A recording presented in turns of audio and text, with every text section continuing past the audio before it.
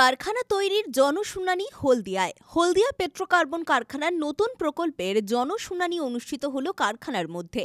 হলদিয়ার বর্ধান্যঘাটা মৌজায় ইস্পাত তৈরির সম্প্রসারণ নতুন প্রকল্পের জন্য এলাকাবাসীকে নিয়েই এই জনশুনানি অনুষ্ঠিত হয়। প্রায় 16 একর জমি নিয়ে প্রকল্পটি শুরু করা হবে। কারখানাটি শূন্য বর্জন কারখানা হিসেবে তৈরি করা হবে বলেই দাবি কারখানা কর্তৃপক্ষের। আজকে আমাদের এই কোম্পানিতে এনভায়রনমেন্টাল ইম্প্যাক্ট অ্যাসেসমেন্টের জনশুনানি ছিল।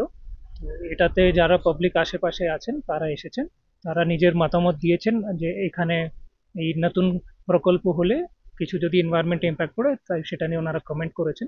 আমরা সবকিছু রেকর্ড করে নিয়েছি আর এটাকে আমরা নির্দিষ্ট জায়গায় আমরা পাঠাবো, তারপরে গভর্নমেন্ট যেটা নির্ণয় নেবে সেটা ফাইনাল হবে। না, এটা শুনে খুব ভালো লেগেছে যে অ্যাকচুয়ালি সেরকম কোনো অভিযোগ কিছু আসেনি। উল্টো সবাই খুব কিন্তু এই কোম্পানির যেভাবে প্রচলনটা হয় সেটার খুব প্রশংসা করেছে। কিছু লোক সিএসআর অ্যাক্টিভিটি রিলেটেড কিছু ডিমান্ড রেখেছে আর কিছু চাকরি রিলেটেড ডিমান্ড রেখেছে, সেটা কিন্তু এনভায়রনমেন্ট রিলেটেড নয়। যাই হোক, ওটাও আমরা জানিয়ে দেবো নির্দিষ্ট জায়গায়। 91 কোটি টাকা খরচে কারখানাটি তৈরি হলে প্রায় 300 জন শ্রমিকের সরাসরি কাজে নিয়োগ হবে। জনশুনানিতে উপস্থিত অতিরিক্ত জেলাশাসক বৈভব চৌধুরী, পরিবেশ দপ্তরের প্রতিনিধি শিশির মণ্ডল সহ অন্যান্যরা। দেখুন, বার্তা বলতে তো এটা তো কারোর বক্তৃতা দেওয়ার জায়গা না, এটা লোকের কাছ থেকে আমরা শুনবো। আজকে জনশুনানি সরকারের এই যে প্রচেষ্টা, যে লোক তার একদম মুক্তভাবে তার পরিবেশ সম্পর্কিত এই প্রস্তাবিত প্রকল্প থেকে কোনো রকম পরিবেশের উপর প্রভাব পড়তে পারে কিনা, যেটা আমি বারবার ওনাদেরকে রিকোয়েস্ট করছিলাম, আপনি তার উপর বক্তব্য রাখুন। কারণ হচ্ছে আজকে কোম্পানির কর্তৃপক্ষের লোক আছেন, ডিস্ট্রিক্ট রাজ্য প্রশাসনের থেকে আছেন, এই কমিটমেন্টটা তাদের এটা রেকর্ডেড হবে এবং সেটা মিনিস্ট্রিতে যাবে। তো সেখানে একটা মিশ্র প্রতিক্রিয়া দেখছি। অনেকেই এনভায়রনমেন্টের প্রতি দু একজন বললেন যে এনভায়রনমেন্টের প্রতি আরো সজাগ হলে ভালো হয়। দেখুন, যে কোনো প্রকল্পের সম্প্রসারণে তার কিছু এনভায়রনমেন্টের ইম্প্যাক্ট তো আসেই। তা আমরা দেখি যে দূষণ নিয়ন্ত্রণ পর্ষদ থেকে যে তাদের যে সক্রিয়তা, তাদের যে পরিবেশের প্রতি আরো সজাগ বা আরো প্রিভেন্টিভ মেজার যদি নেওয়া যায়, সেটা আগের থেকে আরো উন্নততর মেজার নিতে হবে, যাতে আশেপাশে অঞ্চলের যাতে আপনাদের পরিবেশের ওপর কোনো রকম ইম্প্যাক্ট না পড়ে এবং যারা স্থানীয় বসবাসকারী রয়েছেন তাদের ওপর যাতে তার কুপ্রভাব না পড়ে। সেক্ষেত্রে আমরা যা আজকের প্রেজেন্টেশনে কর্তৃপক্ষের তরফ থেকে যা জানলাম, যারা উন্নত ধরনের ওনারা প্রযুক্তি ব্যবহার করছেন এবং সব থেকে হচ্ছে রিকভারি টাইম। এই রিকভারি টাইম আমাদের হলদিয়াতে খুব কম রয়েছে। এদেরকে আমরা অনেকবারই রিকোয়েস্ট করেছিলাম যে তোমরা নন রিকভারি থেকে রিকভারিতে আসো।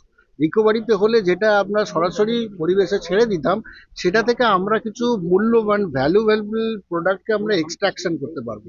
তার মাধ্যমে আমরা কি হলো, কিছুটা জিনিস আমরা যেটা উন্মুক্ত পরিবেশে ছড়িয়ে পড়তে পারতো সেটাকেও আমরা আটকাতে পারলাম এবং কার্বন ফুটপ্রিন্টটাকে রিডাকশন করতে পারলাম। আশা করি এই প্রকল্প যেভাবে ওনারা এগোচ্ছেন তাতে পরিবেশের প্রভাব একেবারে পড়বে না তা বলতে পারবো না, তাহলে পড়লেও হয়তো সেটা খানিকটা রোধ করা যাবে। এতে খুশি কারখানা কর্তৃপক্ষ থেকে প্রশাসনিক কর্মকর্তারা। প্ল্যানটা যেরকম বলা হয়েছে যে কি আমরা ওই কার্বন রিলেটেডই প্রোডাক্টগুলো করব।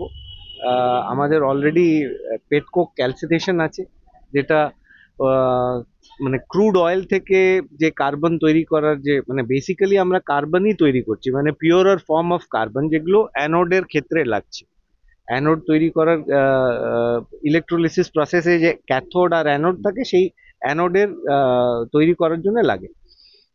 এইগুলোর অ্যানোডগুলো ইউজ হয় যত ফেরো ইন্ডাস্ট্রি আছে, অ্যালুমিনিয়াম স্মেল্টার আছে, ফাউন্ড্রি আছে, যেখানে মেটাল পিউরিফিকেশন, নন ফেরাস পিউরিফিকেশন আছে, সেখানে ইউজ হয়।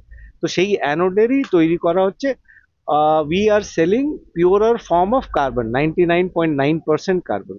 আমরা এই যেটা আমাদের এক্সিস্টিং প্লান্ট আছে সেটা হচ্ছে পেটকোক ক্যালসিনেশন, মানে কার্বন তৈরি করার ক্রুড অয়েলের যে রুটটা আছে সেই রুটটা দিয়ে। এখন যেটা নতুন পরিকল্পনা হচ্ছে সেটা হচ্ছে কয়লার রুট দিয়ে, মানে অ্যান্থ্রাসাইট কোল, মানে কয়লার যে গ্রেডিং গুলো আছে সেটাতে সবচেয়ে purer form of coal is anthracite coal. সেই কোলের সেটাকে আমরা করব, but not from the conventional way. আমরা এটা একটা নতুন টেকনোলজি যেটাতে ইলেকট্রিক্যালি ক্যালসিনেশন করি। সো আমাদের ইলেকট্রিক্যাল ক্যালসিনেশন মানে তার এই burning losses and all this thing, মানে ফ্লু গ্যাসেস, এগুলো কম হবে। হাওয়েভার এইটার থেকে যা টেল গ্যাস বেরোবে, সেই টেল গ্যাসের আবার আমরা যেরকম এই ক্যালসিনেশন ক্লিনে যেরকম 10 মেগাওয়াটের বিদ্যুৎ জেনারেট করেছি এখন, সেরকম ওইটার থেকেও রিসাইক্লিং করছে। হ্যাঁ হ্যাঁ, মানে ওইটাকে বার্ন করে স্টিম জেনারেট করে টারবাইন ঘুরিয়ে বিদ্যুতের প্রকল্প আছে। আর এই সব পাওয়ার জেনারেশন গুলো আবার ইন্টিগ্রেট করা হচ্ছে আমাদের এই প্ল্যান্ট গুলো চালাবার জন্য। ব্যুরো রিপোর্ট, খবর বিসিবিএস।